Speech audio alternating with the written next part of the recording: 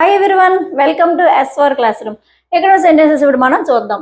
అతను ఆగస్టులో వస్తాడు, నేను తిరిగి వచ్చేదాకా ఎదురు చూడండి, అతను ఇంకా రాలేదు. ఈ సెంటెన్స్ అని ఇప్పుడు మనం ఇంగ్లీష్లో రాద్దాం. అతను ఆగస్టులో వస్తాడు అంటాం. దీన్ని మనం he will come in August. అతను ఆగస్టులో వస్తాడు, దీన్ని మనం he will come in August అని చెప్తాం. నేను తిరిగి వచ్చేదాకా ఎదురు చూడండి అంటాం. దీన్ని మనం please wait for me till I return. Please wait for me till I return అని చెప్తాం. నేను తిరిగి వచ్చేదాకా ఎదురు చూడండి అంటాం. Please wait for me till I return అని చెప్తాం. అతను ఇంకా రాలేదు అంటాం. అతను ఇంకా రాలేదు, దీన్ని మనం హీ హ్యాజంట్ కమ్